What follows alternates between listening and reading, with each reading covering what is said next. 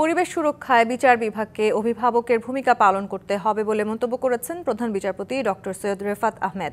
রাজধানীতে এক সেমিনারে তিনি এই মন্তব্য করেন। অনুষ্ঠানে সফররত ব্রাজিলের প্রধান বিচারপতি বলেন, দূষণ রোধের পাশাপাশি পরিবেশ উন্নয়নে প্রয়োজন সময়োপযোগী আইন। বিশ্বের বৃহৎ ম্যানগ্রোভ বন সুন্দরবন, তবে জলবায়ু পরিবর্তন ও শিল্প বর্জ্যের দূষণের কারণে হুমকির মুখে পড়েছে প্রাকৃতিক ঢাল খ্যাত এই বনের জীববৈচিত্র্য।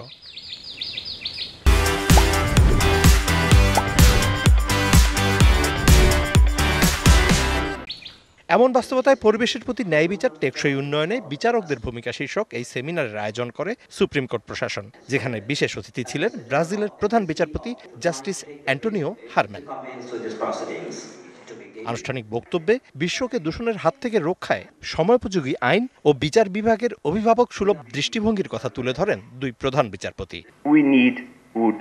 সময়োপযোগী আইন ছাড়া বিচারপতি চাইলেও ভালো কোনো সিদ্ধান্ত নিতে পারেন না। পাশাপাশি পরিবেশের সুরক্ষায় চাই বিদ্যমান আইনের কার্যকর প্রয়োগ।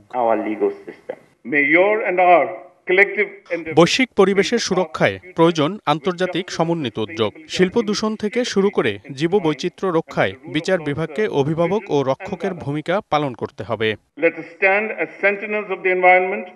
সূচনা বক্তব্যে পরিবেশকে রক্ষায় বিচার বিভাগের সাহসী ভূমিকার কথা স্মরণ করেন বিচারপতি ফারাহ মাহবুব। Mizan Ahmed, DBC news, Dhaka.